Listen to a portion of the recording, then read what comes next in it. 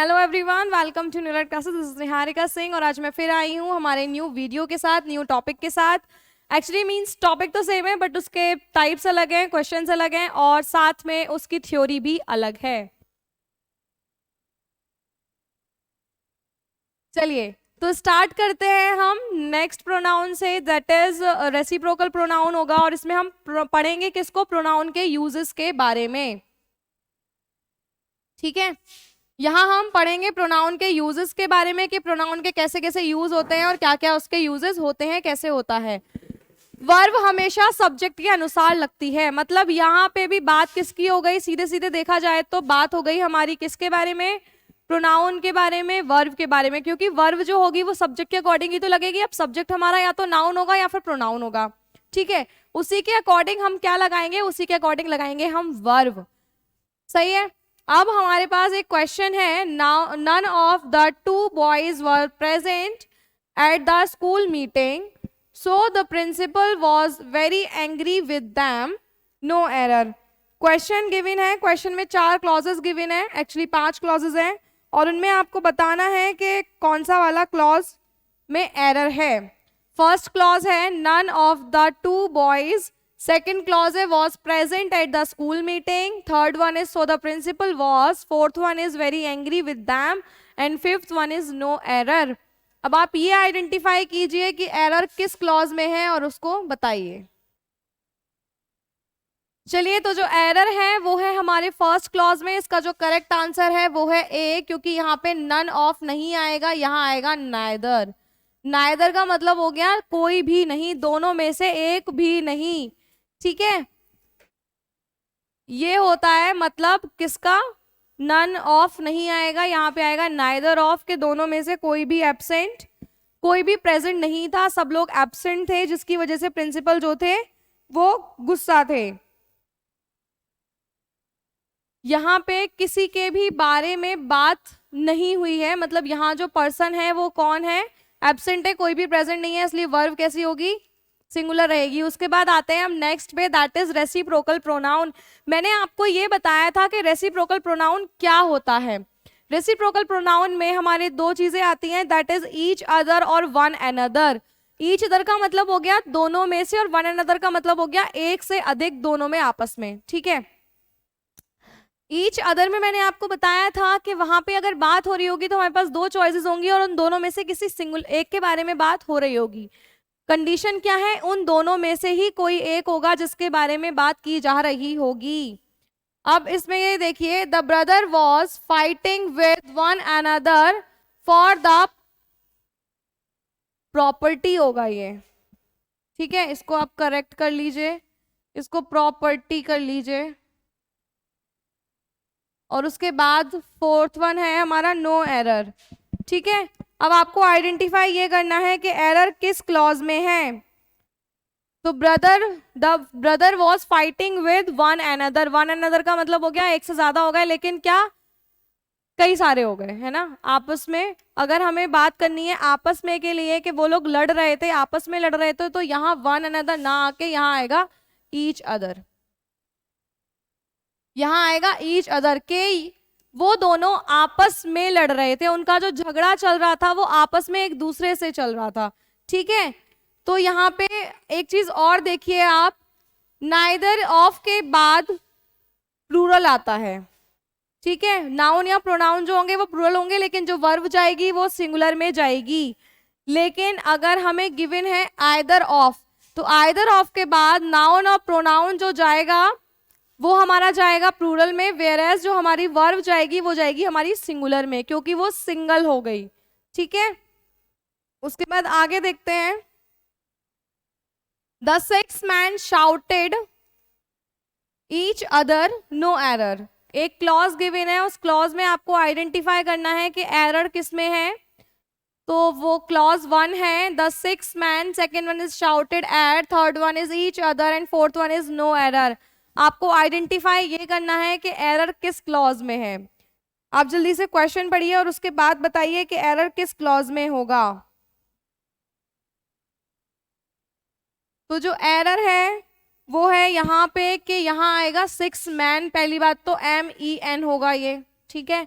दूसरी चीज यहाँ पे ईच अदर ना आके यहाँ पे वन अनदर आएगा, क्योंकि हमने बोला था बात अगर की जाएगी एक से ज्यादा की तो वहां बात होगी वन अनदर की, लेकिन अगर दो में से कोई एक की बात होगी तो वहां पे बात होगी ईच अदर की। ठीक है, तो यहाँ जो एरर है वो हमारा सी में है, सी क्लॉज गलत है, सी क्लॉज जो है वो गलत है, उसमें वन अनदर आएगा, ईच अदर नहीं आएगा।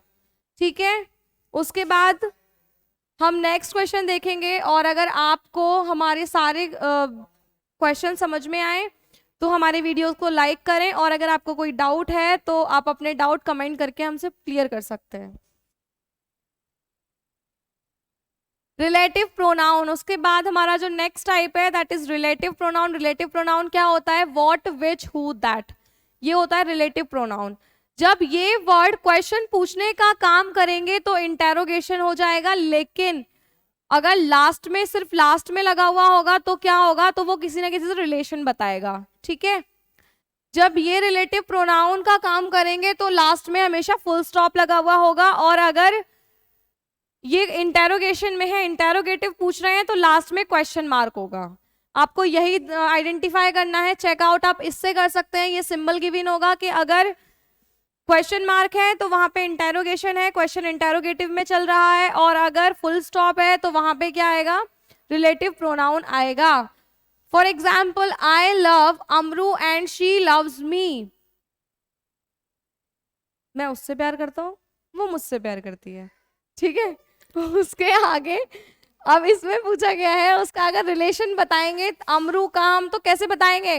तो अब हम ऐसे बताएंगे कि I love Amru who loves me, मैं उस अमरू से प्यार करता हूं जो मुझसे प्यार करती है। ठीक है, ठीक है, तो यहाँ पे इसकी बात हो गई, रिलेशन बता दिया हमने कि मैं उससे प्यार करता हूँ जो मुझसे प्यार करती है। अब अगर मैं सिंपल ये वाला बोलूं तो ये हो गया आई लव अमरू, वो मैं उससे प्यार करता हूँ और वो मुझसे प्यार करती है। ठीक है, लेकिन अगर हम रिलेशन बताएंगे तो वो हम ये बताएंगे कि मैं उससे प्यार करता हूँ जो मुझसे प्यार करती है। ठीक है, नेक्स्ट क्वेश्चन की तरफ बढ़ते हैं। नेक्स्ट है हु। हु का यूज हम कैसे करेंगे? हु का यूज करते हैं हम ह्यूमन बींग्स के लिए। ठीक है, अगर सब्जेक्ट है तो हु लगेगा, वेयर एज अगर ऑब्जेक्ट है तो क्या लगेगा? तो हुम लगेगा। फॉर एग्जाम्पल, अगर हु है और क्वेश्चन पूछा जा रहा है, वहां पे मतलब रिलेशन बताना है, तो सब्जेक्ट में अगर हु लगा हुआ है तो वहां पे तो सब्जेक्ट लगा देंगे हम, जैसे कि ही हो गया, आई हो गया, शी हो गया, इस टाइप से। वेयरएज अगर ऑब्जेक्ट है तो वहां हम क्वेश्चन में लगाएंगे हुम, और इसमें लगाएंगे हम मी, हिज वगैरह वगैरह, और पजेसिव में लगेगा हुज, पजेशन मतलब किसका। ठीक है, और वहां उसके साथ लगाएंगे हम माय। समझ आ गया? अपने डाउट्स को क्लियर करते रहिएगा जिससे कि आपको कोई दिक्कत ना हो, और ज़्यादा से ज़्यादा हमारी वीडियोस को देखिए, उससे अपने नोट्स बनाइए और कॉन्सेप्ट क्लियर कीजिए ताकि आप ज़्यादा से ज़्यादा क्वेश्चंस को कर पाएं। ठीक है, वर्ब के बाद अगर वॉट, हुम मिले तो वर्ब का ऑब्जेक्ट होता है। ठीक है, अगर वर्ब के बाद आपको वॉट मिले, हुम मिले, तो वो जो वर्ब होती है वो क्या हो जाती है? वो ऑब्जेक्ट में बदल जाती है। अब क्वेश्चन है, this is the boy dash stole my watch. ठीक है, ओ आएगा यहाँ पे, this is the boy dash stole my watch. अब आपको ये बताना है, यहाँ पे हमें सब्जेक्टिव केस और ऑब्जेक्टिव केस दोनों ही केसेस गिवन है, आपको आइडेंटिफाई करना है कि इसमें कौन सा केस आएगा। ठीक है, क्वेश्चन है दिस इज द बॉय, उसके बाद dash stole my watch, subject है इसमें हु और ऑब्जेक्ट है इसमें हुम। अब आपको ये देखना है कि क्वेश्चन में क्या लगा है, उसके अकॉर्डिंग हम लगाएंगे। दिस इज द बॉय, ये हो गया हमारा सब्जेक्ट, तो अगर यहाँ सब्जेक्ट है तो इसका रिलेशन भी तो इससे होगा ना, सब्जेक्ट से, तो यहाँ पे हम क्या लगाएंगे? हु लगाएंगे। वेयरएज अगर यहाँ सब्जेक्ट ना होके कोई ऑब्जेक्ट होता तो वहां पे हम हुम लगाते। He is the boy dash I thought will top the class. Question next है हमारे पास, the he is the boy dash I thought will top the class, ये वो लड़का है जिसे मैंने सोचा था कि क्या करेगा? टॉप करेगा। तो यहाँ पे बताइए क्या आएगा? यहाँ पे आएगा हु। ठीक है, क्योंकि लड़के के बारे में बात हो रही है, सब्जेक्ट के बारे में बात हो रही है। अगर क्वेश्चन में सब्जेक्ट गिवन है तो उसको हम लगाएंगे भी तो सब्जेक्ट के अकॉर्डिंग ही ना। चलिए नेक्स्ट क्वेश्चन देखते हैं। नेक्स्ट है, this is the job dash I always want to do. यह वो जॉब है जिसे मैं हमेशा से करना चाहता था। This is the job dash I always want to do. Who और whom, ठीक है। क्वेश्चन है, सब्जेक्ट के सब्जेक्टिव केस गिवन है, ऑब्जेक्टिव केस गिवन है और आइडेंटिफाई ये करना है कि क्या लगेगा। तो अब आप ये चेकआउट कीजिए पहले कि सब्जेक्ट में किस क्वेश्चन में किसकी बात हो रही है, सब्जेक्ट की या फिर ऑब्जेक्ट की। सब्जेक्ट की या फिर ऑब्जेक्ट की, ठीक है। अब बात की जा रही है जॉब की, तो जॉब कोई सब्जेक्ट तो नहीं है, ये तो ऑब्जेक्ट है ना। अगर ये ऑब्जेक्ट है तो इसका रिलेशन किससे आएगा, ऑब्जेक्ट के साथ आएगा। और ये जो हमें गिवन है ये सब्जेक्ट गिवन है, इसका मतलब ये हो गया कि इसका रिलेशन इसके साथ है, ऑब्जेक्ट के साथ। और ऑब्जेक्ट क्या है, whom है, तो यहाँ पे क्या लग जाएगा, whom आ जाएगा, ठीक है। नेक्स्ट क्वेश्चन है, I made the girl dash you sad had von a silver medal yesterday. मैं उस लड़की से मिला जिससे तुमने कहा था कि जिसने क्या किया है, गोल्ड मेडल, वो सॉरी सिल्वर मेडल जीता है, कब, यस्टरडे। उसके बारे में बात की जा रही है, गर्ल के बारे में।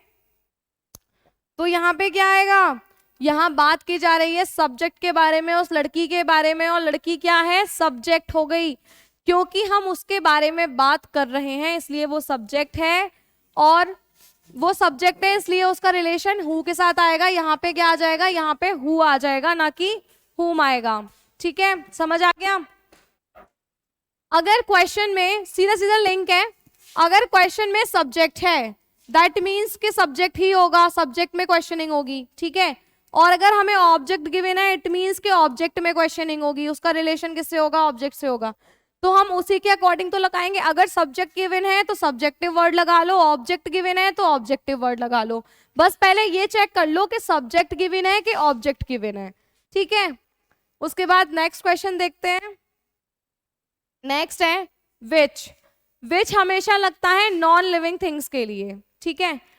नॉन लिविंग थिंग्स जहां पे भी होंगी उन सब के लिए विच आएगा। फॉर एग्जाम्पल एनिमल्स, और एनिमल्स के लिए भी आता है, ठीक है। और ऐसा नहीं है कि वो नॉन लिविंग होते हैं, वो भी लिविंग होते हैं, लेकिन जो ह्यूमन बींग्स होते हैं उनके लिए हम हु लगाते हैं, वेयर एज जितने भी एनिमल्स होते हैं, बर्ड्स होते हैं, उन सब के लिए हम विच लगाते हैं, ठीक है। अब उसके बाद है सब्जेक्ट। सब्जेक्ट हो अगर पूछा जाएगा तो विच ही आएगा, ऑब्जेक्ट होगा तो भी विच आएगा। लेकिन अगर पॉजेसिव केस पूछा जाए, अगर आपसे आस्क हो कि पॉजेसिव केस है तो वहां पे क्या होगा, तो यहाँ पे आएगा ऑफ विच, ठीक है। आपको फिर से वही सेम चीज देखनी है, अगर सब्जेक्ट और ऑब्जेक्ट है तो नॉर्मली आपको विच लगाना है, कोई दिक्कत नहीं है। लेकिन आप चेकआउट कीजिएगा कि पॉजेसिव केस तो नहीं है, अगर पॉजेसिव केस है तो वहां पे विच ना लगा के आपको ने लगाना है क्या, ऑफ विच। चलिए तो आज की हमारी वीडियो यहीं पे एंड होती है। अब मैं फिर आऊंगी नई वीडियो के साथ, नए कॉन्सेप्ट के साथ। तब तक आप इसको चेकआउट कीजिए और अच्छे से पढ़िए, ज़्यादा से ज़्यादा अपनी तैयारी कीजिए, अपना टाइम क्वेश्चंस को दीजिए, ठीक है। और ट्राई कीजिएगा कि आप हमारी पुरानी वीडियोस को देख के अपना कॉन्सेप्ट क्लियर कर पाएं। और अगर आपको कोई डाउट है तो कमेंट करके क्लियर करें। और अगर आपको हमारी वीडियो अच्छी लगे तो हमारे चैनल को सब्सक्राइब करें और हमारी वीडियो को लाइक करें, ठीक है। तब तक के लिए बाय बाय।